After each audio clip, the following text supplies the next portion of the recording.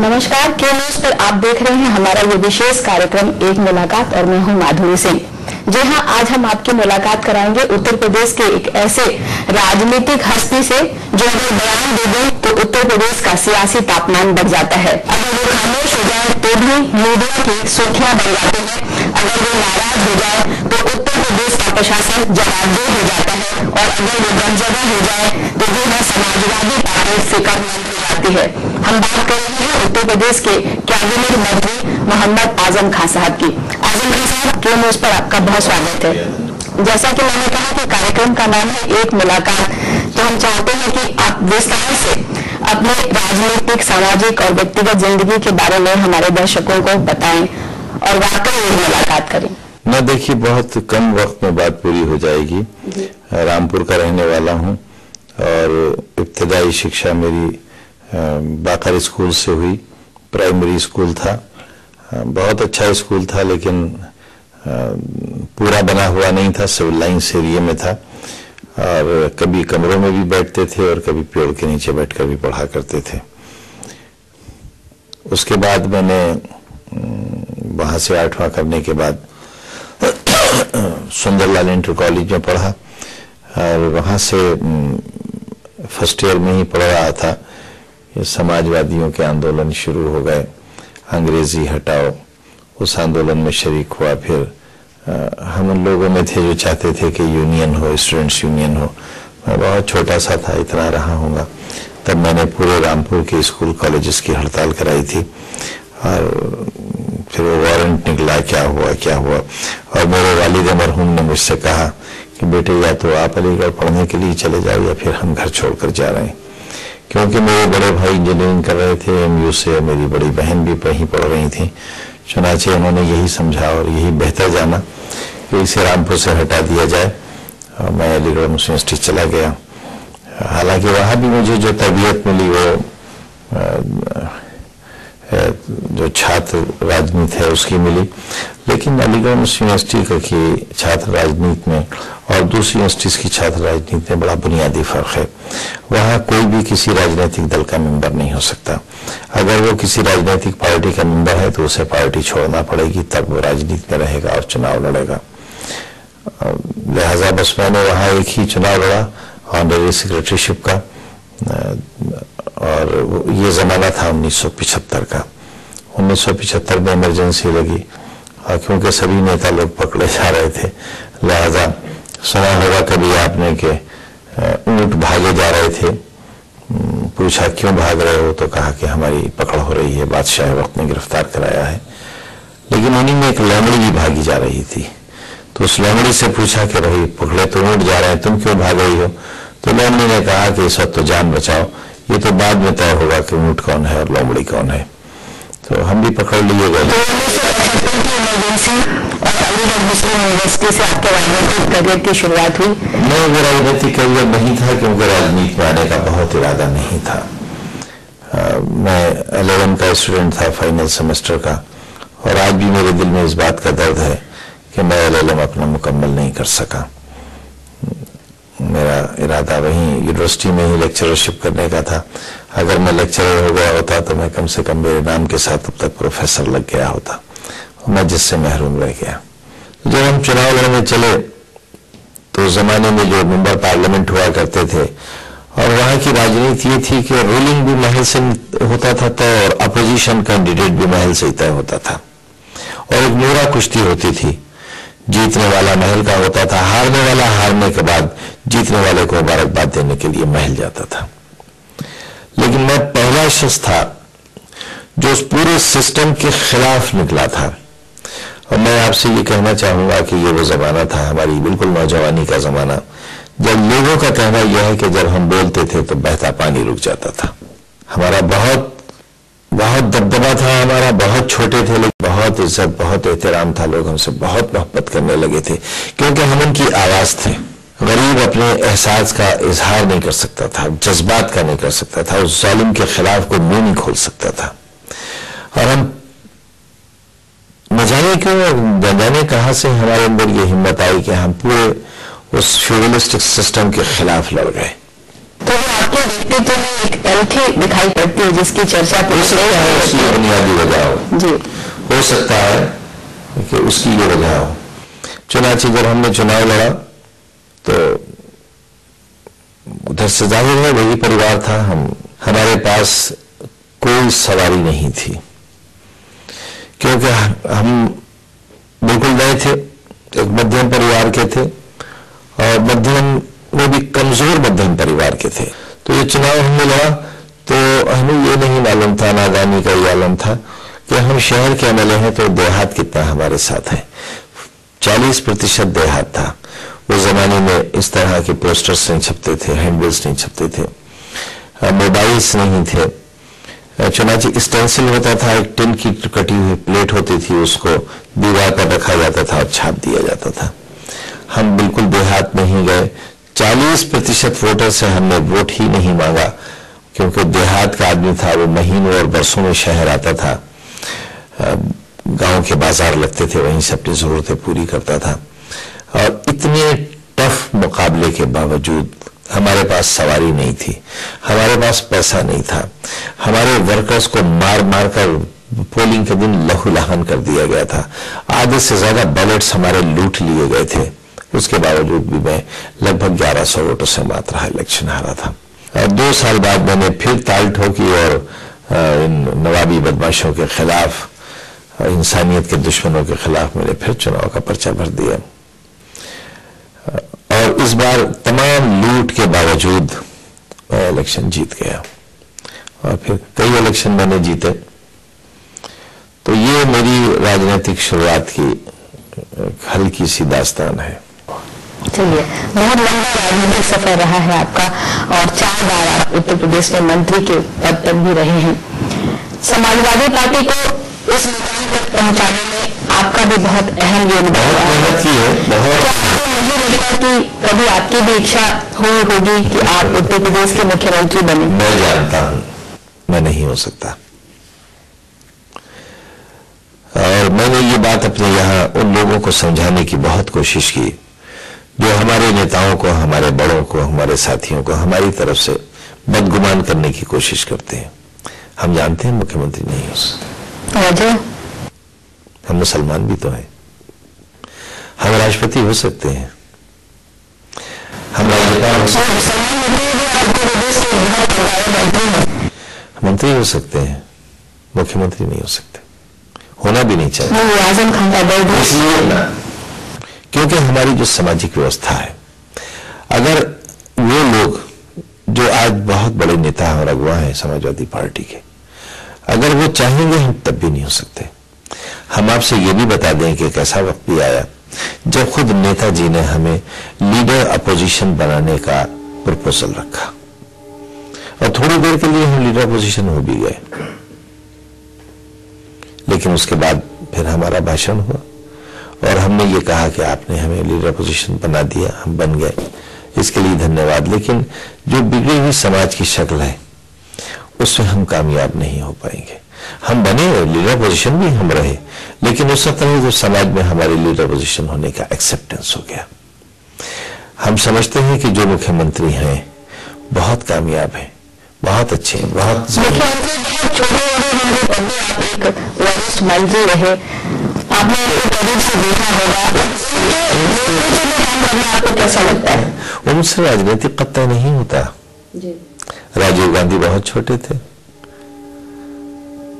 बहुत उम्रदार और बहुत कद्दावर नेता उनके कैबिनेट में थे, जगजीवन राम जी जैसे लोग थे।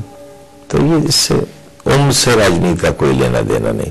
और फिर मेरी कोई महत्वाकांक्षा भी नहीं है, मेरी कोई ख्वाहिश भी नहीं है मुख्यमंत्री बनने की, बल्कि मैं समझता हूं मुख्यमंत्री बनकर जिस कदर तकलीफ और परेशानी की जिंदगी होती होगी, जो मैं देखता हूं तो सीएम का हाल, अपने नेताजी का हाल देखता था तो मैं तो पनाह मांगता हूं।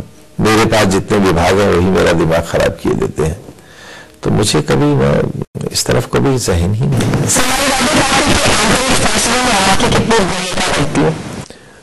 जहां मेरी जरूरत समझी जाती है वहां मुझसे पूछते हैं, मैं सही राय दे देता हूं। खुद से बहुत ज्यादा कोशिश इसलिए नहीं करता कि राजनीति में बहुत टांग खींचने वाले लोग देखते रहते हैं इधर उधर। मैं थोड़ा सा इस मामले में संकोची आदमी हूँ। आप संकोची हो सकते हैं, लेकिन चर्चा में बहुत बने रहते हैं। ये मेरा कर्तव्य है, मैं क्या कर सकता हूँ? अब बताइए। इसलिए कि मैं गलत बात कहने वालों की गलत बात बर्दाश्त नहीं करता, और मैं ये जानता हूं कि संविधान मुझे हिंदुस्तान का 1 नंबर का शहरी तय करता है।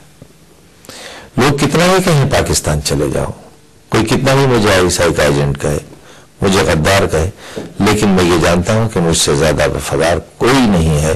मेरा कोई पैसा विदेशी बैंक में नहीं है, मेरा कोई पैसा सिवाय एक बैंक है पूरे हिंदुस्तान में कहीं दूसरी जगह नहीं है, और वो पैसा मेरा सिर्फ सैलरी का पैसा है। इससे बड़ी देशभक्ति और क्या हो सकती है? आपको करीब से जानने वाले बताते हैं कि आप देश को और दुश्मन दोनों को बराबर निभाते हैं। इसलिए कि जो हमारा दोस्त है वो फिर हमारा दोस्त है, और जो दुश्मन है जाहिर है वो हमें मिटाना चाहता है। हम उसे क्यों बना रहने देंगे?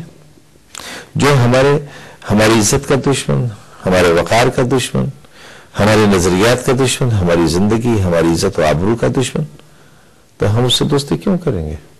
उसे हमेशा हमारी दुश्मनी का डर रहना चाहिए।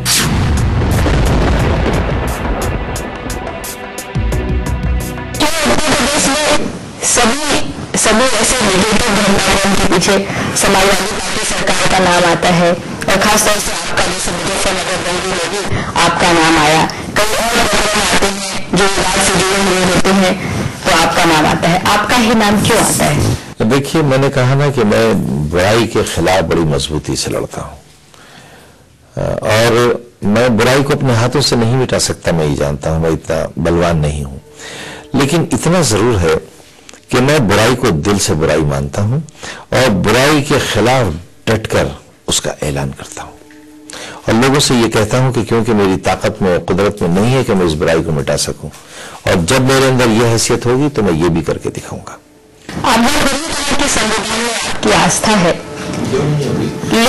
लेकिन समाज का एक तबका आपको बहुत ही कट्टर मुसलमान नेता के रूप में क्यों देखता है? अगर वो ऐसा मुझे कट्टर मुसलमान मानते भी हैं तो क्या कोई मेरे जीवन का एक वाकया हिंदू दुश्मनी का बता सकेंगे? एक वाकया अगर मेरे जीवन काल में किसी एक हिंदू को मुझसे बहैसियत मुसलमान शिकायत हो, अगर कोई हिंदू साबित कर दें कि बहैसियत वजीर होते हुए मेरे कलम से नाइंसाफी का एक शब्द भी उनके लिए लिखा गया हो, तो मैं उनके सारे एलिगेशंस मान लूंगा। आपकी सरकार से भी बहुत उम्मीदें थी नहीं है, तो ये है आपकी सरकार किस तरीके से? हमारी सरकार ने एक वायदा किया था मैनिफेस्टो के जरिए, और मैनिफेस्टो की तकरीबन 90% शर्तें पूरी हो गई। कितनी बड़ी तादाद दो तो मुझे आपको गिनती देना पड़ेगी, मैं नहीं लेकर आया हूं। अगर आप मुख्यमंत्री जी का आज का भाषण रिकॉर्ड से निकलवा लेंगी तो आपको मालूम हो जाएगा कि इन 3 सालों में कितने पुल छोटे और कितने पुल बड़े बने, कितने स्कूल बने, कितने कॉलेजेस बने, कितने मेडिकल कॉलेजेस बने, कितनी सड़कों पर काम हो रहा है, कितनी नहरें खोदी गई हैं, साफ की गई हैं, तो आपको अंदाजा हो जाएगा कितना काम हुआ है। इलेक्ट्रॉनिक क्षेत्र में कितना हुआ है, कंप्यूटर के क्षेत्र में कितना हुआ है, बिजली के क्षेत्र में कितना काम हुआ है, किसानों के लिए क्या हुआ है। बहुत विरोध हुआ था, सरकार से। कैसे आपको कैसे लगता है? तकरीबन 10% पैसा बाकी है किसानों का। कारखानेदार गन्ने के अपना मिल चलाने के लिए तैयार नहीं है, क्योंकि वो पैसा देने के लिए तैयार नहीं है जो कीमत सरकार तय करती है। आप महाराष्ट्र का गन्ने का मूल देख लीजिए और उत्तर प्रदेश का देख लीजिए, जमीन आसमान का फर्क है। हमने पूरा दबाव डालकर उन मिल मालिकों पर जो जेल भी भेजे गए, जाहिर है सरकार के पास क्या तरीका है, जो पैसा न दे उस पर मुकदमा कायम करे और जेल भेज दे। जितना भी रिलीफ मिला उन्हें अदालतों से मिला, उत्तर प्रदेश सरकार से नहीं मिला। आज जो पैसा नहीं अदायगी हुआ है उसमें भी स्टे ऑर्डर अदालत से है, सरकार की तरफ से नहीं है।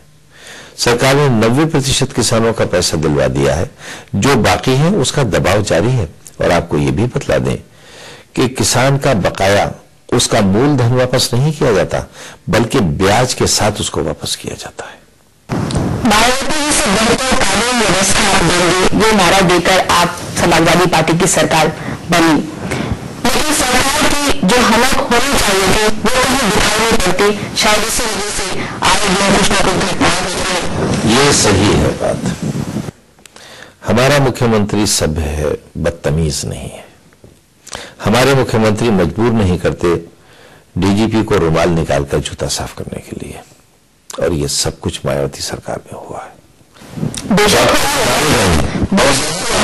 जेलों में मारे गए, थाने के बाहर टांग दी गई है, यही कानून था। लेकिन आपके मुख्यमंत्री जी पर लीडरशिप क्वालिटी के भी सवाल उठते हैं। देखिए, क्वालिटी तो अब तजर्बों से आती है। वो एमपी रहे 2 बार, एक मंझे हुए राजनेता के बेटे रहे, तो ये तो नहीं कह सकते कि क्वालिटी नहीं थी। हाँ, उम्र थोड़ी कम थी। पहले मुख्यमंत्री हैं जो इतनी कम उम्र में उत्तर प्रदेश के मुख्यमंत्री हुए। शायद देश में भी कोई इतना छोटी उम्र का मुख्यमंत्री नहीं हुए। तो हमें इससे खुश होना चाहिए। हमें ऐसे शख्स के लिए ये सोचना चाहिए कि उसका विजन मुल्क को कितना फायदा पहुंचा सकता है, और वो मुल्क को कितनी लंबी राजनीति और कितना लंबा तजुर्बा दे सकते हैं। चलिए, एक बात जो आपकी सरकार पर बहुत ही आमतौर पर एक आरोप लगता है कि आपकी सरकार एक खास तबके की हिमायती है, और इसका आरोप सिर्फ आपके व्यक्तिगत पर नहीं लगता है, पूरी सरकार पर लगता है। यही वजह है कि विश्व हिंदू परिषद आने से भारतीय जनता पार्टी के नेताओं को कुछ मौका मिल जाता है। क्यों मिल जाता है? कश्मीर में सरकार किसके साथ बनाई है? 1947 से लेकर धारा 370 का विरोध करते रहे। इनसे ज्यादा अवसरवादी तो कोई राजनीतिक दल है ही नहीं। इनसे ज्यादा विचारों को बेचने और ठगने वाला कोई दूसरा है ही नहीं। देख लीजिए। चलिए, चर्चा बहुत होती है आपको लेकर।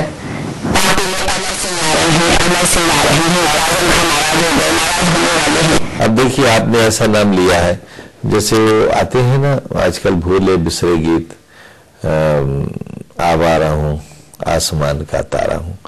तो ये भूले बिसरे गीत बस कभी कभी दिल बहलाने के लिए सुने जाते हैं तो अच्छे लगते हैं, ज्यादा इनका जिक्र नहीं किया जाता। वो साथ फिर हमारा लग। चलिए, गरीब और किसानों की सरकार अपने आप को बताती है समाजवादी पार्टी, लेकिन भ्रष्टाचार के जितने आरोप आपकी सरकार पर भी लगे हैं, उससे ऐसा लगता है कि ये एक जुमला ही है। देखिए, जो जितना ताकतवर होगा उसकी मुखालिफत उतनी ज्यादा होगी। कमजोर दरो दीवार है, खामोश है, बेहिस है, इनका कोई जिक्र थोड़े करता है, जिंदा लोगों का करता है। कमजोर से किसी को क्या शिकायत होगी? एक घर में अगर 5 बच्चे हैं, 4 बच्चे हैं, उनमें एक काम कर, कौन मजबूत है? भ्रष्टाचार से जुड़े लोग भी